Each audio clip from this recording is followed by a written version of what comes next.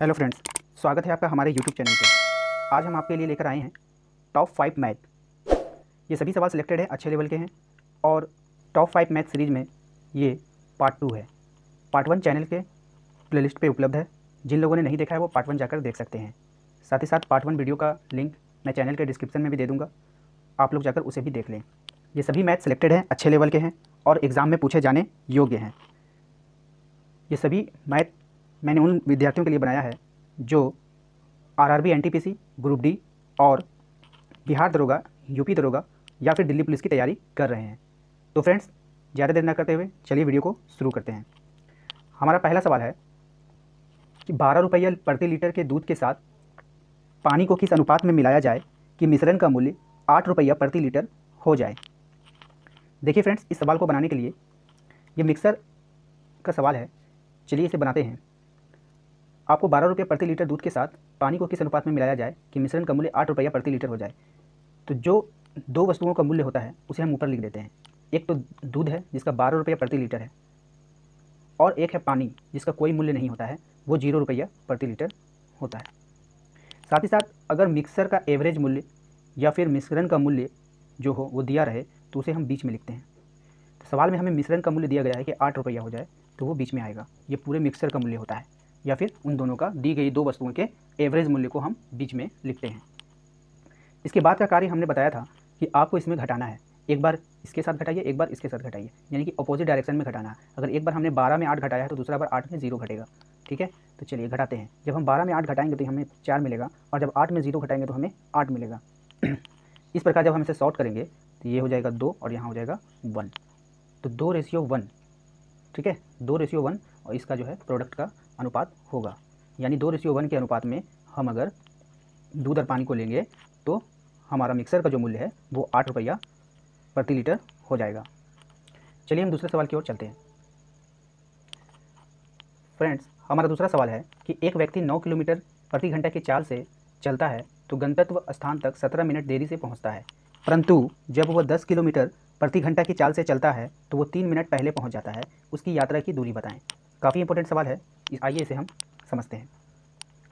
दो स्पीड हमें दिया गया है, एक है 9 किलोमीटर पर आवर और एक है 10 किलोमीटर पर आवर। फ्रेंड्स, इस सवाल में हमें दूरी नहीं दिया गया है। इस सवाल को बनाने का यही तरीका है कि हम दूरी को मान लिया करेंगे। मान लेते हैं हम दूरी जो है वो इन दोनों का एलसीएम लेकर के मानते हैं, 90 किलोमीटर है।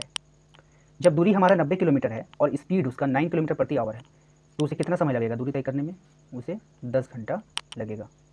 और जब हमारा स्पीड 10 किलोमीटर पर आवर है और दूरी हमें 90 किलोमीटर तय करना है तो यहाँ पर जो समय लगने वाला है वो 9 घंटा लगने वाला है। ठीक है, यहाँ तक समझ में आ गया होगा। चलिए, इसके बाद हमें कहा गया है कि जब वो 9 किलोमीटर पर आवर की स्पीड से चलता है तो वो 17 मिनट देरी से पहुँचता है। 17 मिनट देरी से पहुँचता है, लेकिन जब वो 10 किलोमीटर पर आवर की चाल से चलता है तो 3 मिनट पहले पहुँच जाता है।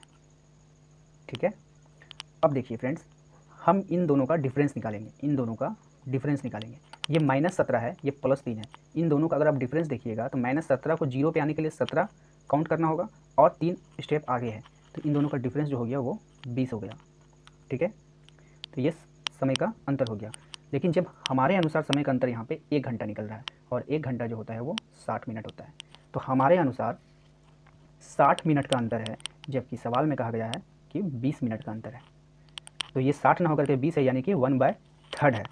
1/3 है। तो उसी प्रकार हमारा दूरी जो है वो 90 किलोमीटर ना होकर के ये भी 1/3 हो जाएगा, यानी कि 30 किलोमीटर। और यही हमारा आंसर होगा। उम्मीद करते हैं आप लोगों को समझ में आ गया होगा। चलिए हम तीसरे सवाल की ओर चलते हैं। हमारा तीसरा सवाल है कि 130 मीटर लंबी रेलगाड़ी एक पुल को 45 किलोमीटर की चाल से 30 सेकंड में पार कर जाती है, तो पुल की लंबाई क्या है?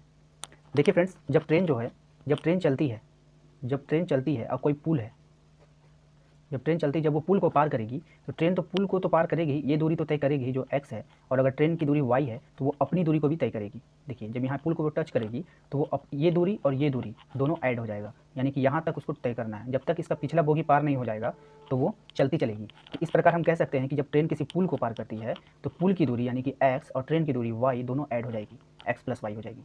तो सवाल में कहा गया है 130 मीटर लंबी रेलगाड़ी एक पुल को 45 किलोमीटर प्रति घंटा की चाल से 30 सेकंड में पार कर जाती है, तो पुल की लंबाई क्या है?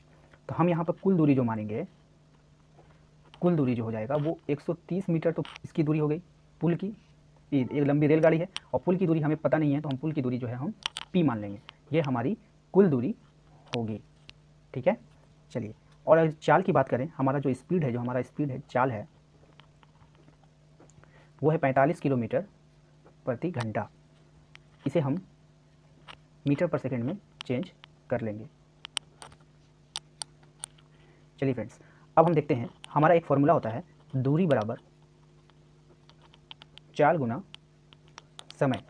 तो हमने कुल दूरी कितना माना है, 130 प्लस p बराबर चाल है हमारा 45 इंटू 5/18 और समय है हमारा 30 सेकेंड। ठीक है, चलिए फ्रेंड, इसे हम सॉल्व करते हैं। 6 से ये कट जाएगा 3 बार में, 6 से ये कटेगा 5 बार में, 3 से ये कट जाएगा 15 बार में। तो 130 प्लस p बराबर 15 इंटू 5 इंटू 5। तो 130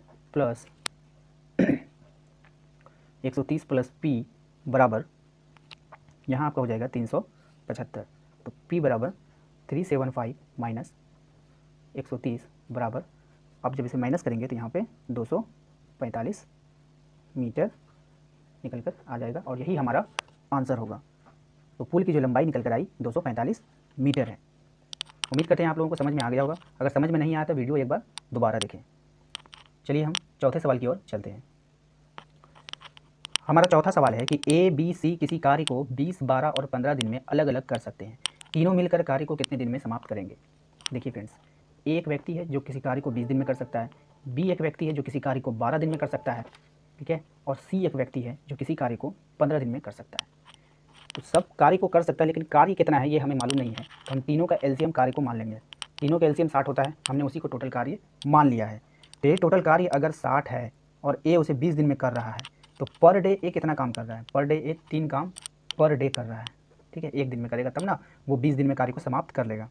बी जो है, बी का अगर हम पर डे का कार्य का बात करें तो वो 5 कार्य पर डे करेगा, तब ना 12 दिन में 60 कार्य को 12 दिन में समाप्त कर लेगा। और सी जो है वो 4 कार्य पर डे करेगा, तब ना वो 15 दिन में 60 कार्य को समाप्त कर लेगा। तो इस प्रकार हमने देखा कि सबका एक एक दिन का कार्य निकल गया।